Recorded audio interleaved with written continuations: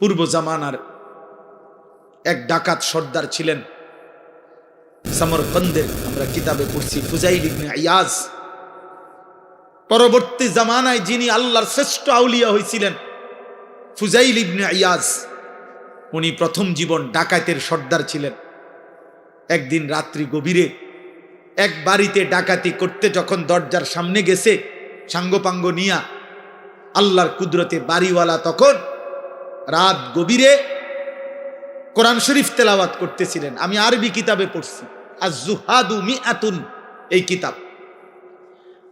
তো রাত্রি গভীরে ওই বাড়িওয়ালা তখন আল্লাহর কোরআন পড়তেছে, আর ঠিক উনি যখন আইয়া দাঁড়াইছে, এই ডাকাত সর্দার বাড়িওয়ালা তখন কোরআনের একটা আয়াত পড়ছে, আলাম ইয়ানি লিল্লাযীনা আমানু আন তাখশা কুলুবুহুম লিযিকরিল্লাহ।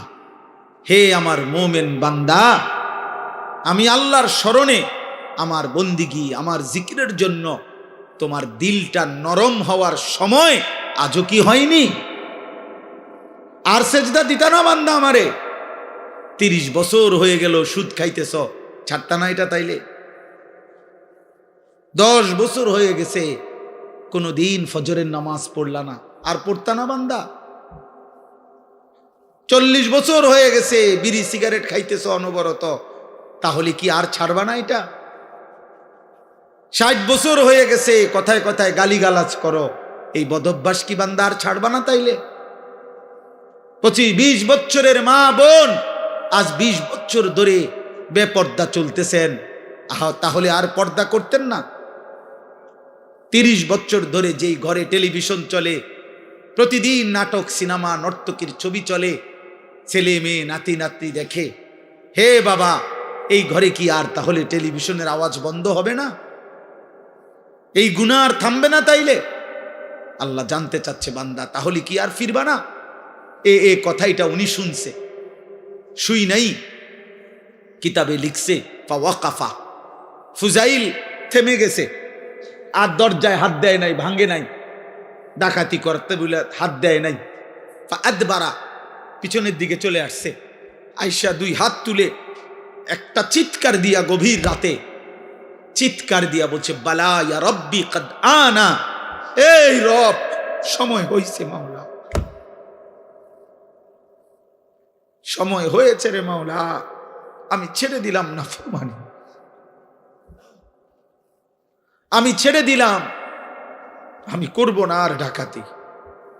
এরপরে উনি তওবা করে, রাত্রি গভীরে তওবা করে সেদিন থেকেই ভালো হয়ে গেছেন। পরে এই সমরকন্দ রাশিয়ার একটা এলাকা, ওইখান থেকে হিজরত করে মক্কায় আল্লাহর ঘর কাবার পাশে, এরপরে বাকি হায়াত, মৃত্যু পর্যন্ত তিনি বাকি হায়াত কাটাইছেন।